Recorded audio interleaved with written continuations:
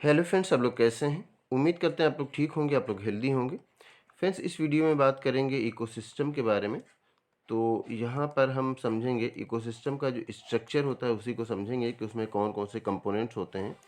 तो उसी बारे में हम इस वीडियो में बात करेंगे। तो सबसे पहले हम यहाँ पर राइट कर लेते हैं structure of ecosystem. Structure of ecosystem, तो इसी बारे में हम इस वीडियो में बात करेंगे। तो अगर इकोसिस्टम का स्ट्रक्चर देखते हैं तो उसमें देखते हैं दो तरह के कंपोनेंट्स होते हैं, एक तो लिविंग, एक नॉन लिविंग। नॉन लिविंग जो होते हैं वो एबायोटिक कहलाते हैं। तो एक तो हो गया एबायोटिक कंपोनेंट, एक एबायोटिक कंपोनेंट्स हो गए, और दूसरा हो गया बायोटिक कंपोनेंट्स। बायोटिक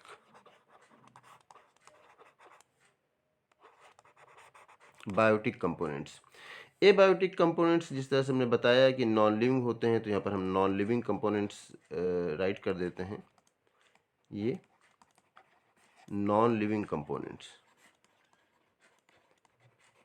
ये जो नॉन लिविंग कंपोनेंट्स हैं ये सब एबायोटिक कंपोनेंट्स में से आते हैं। जैसे आप सॉइल है, वाटर है, एयर है, तो ये सब, ये सनलाइट है, तो ये सब एबायोटिक कंपोनेंट्स में से आ गए।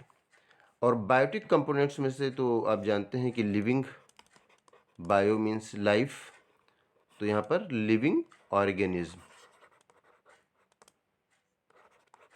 लिविंग ऑर्गेनिज्म जो होते हैं वो सब बायोटिक कंपोनेंट्स में से आ गए।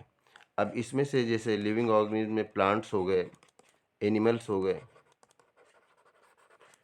माइक्रोब्स होते हैं जो लिविंग होते हैं, बैक्टीरिया है, फंगी है, ये सब जो माइक्रोब्स लिविंग ऑर्गेनिज्म में आ गए। तो ये सब जो है ये सब बायोटिक कंपोनेंट्स में से आ गए। यहाँ हम इसको दो पार्ट में डिवाइड कर दें तो समझना आसान हो जाए।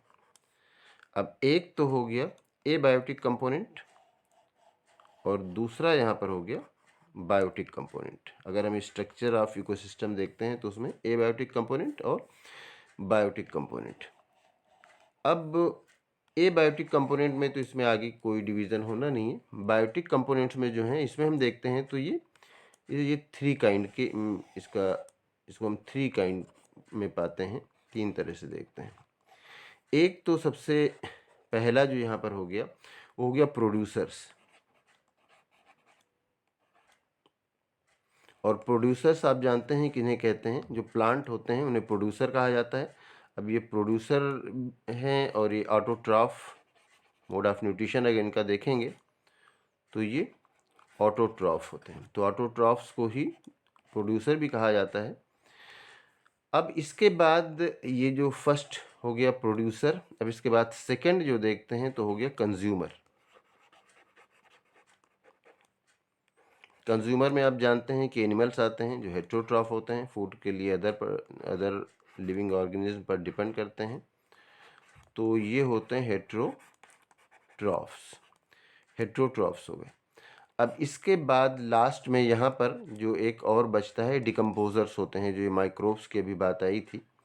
तो ये डिकम्पोजर्स होते हैं जो प्लांट या एनिमल के जो डेड पार्ट होते हैं या डेड प्लांट और एनिमल होते हैं उनको डिकम्पोज कर देते हैं। तो ये भी इकोसिस्टम का एक बहुत इम्पॉर्टेंट पार्ट होते हैं। हालांकि ये माइक्रोब्स होते हैं, हमें दिखते नहीं हैं, लेकिन ये भी बहुत इम्पॉर्टेंट रोल प्ले करते हैं इकोसिस्टम में। तो ये पहला हो गया प्रोड्यूसर्स, जिनमें जो हेट्रोट्रॉफ होते हैं प्लांट, हम जानते हैं कि उनमें क्लोरोफिल पाया जाता है। इसी वजह से वो अपना फूड मटेरियल खुद बना लेते हैं फोटोसिंथेसिस में, और इसीलिए उन्हें प्रोड्यूसर कहा जाता है। ऑटोट्रॉफ उनका mode of nutrition autotrophic mode of nutrition होता है, तो उन्हें ऑटोट्रॉफ कहा जाता है। और वो क्योंकि अपना फूड मटेरियल खुद अपने लिए भी बनाते हैं और वो जो बनाते हैं उसको वो दूसरे जो एनिमल्स हैं वो भी यूज़ करते हैं, तो इसीलिए इनको प्रोड्यूसर कहा जाता है।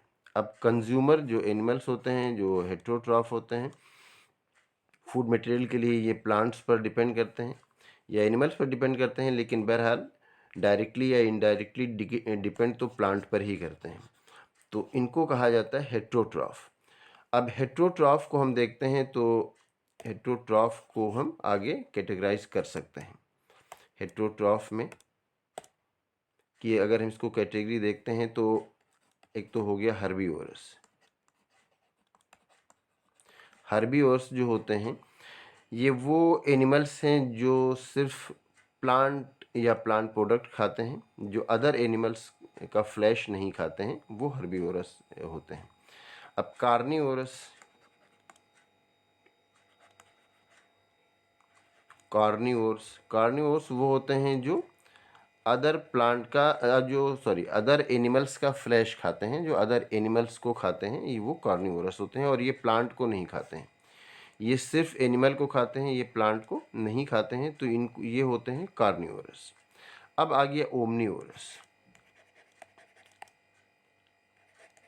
ओमनीवोर्स वो होते हैं OMNI, शायद आपको स्पेलिंग ठीक से समझ में ना आ रही हो, OMNIVORS, ओमनीवोर्स। ये वो होते हैं जो प्लांट प्रोडक्ट भी खाते हैं और एनिमल का फ्लैश भी खाते हैं, तो ये ओमनीवोर्स में से आते हैं। ह्यूमन इसी में से आता है, ह्यूमन है, डॉग है, जो प्लांट प्रोडक्ट भी खा लें और अदर एनिमल का फ्लैश भी खा लें, तो वो होते हैं ओमनीवोर्स। ये सिर्फ अदर एनिमल्स को खाते हैं और ये सिर्फ प्लांट को खाते हैं।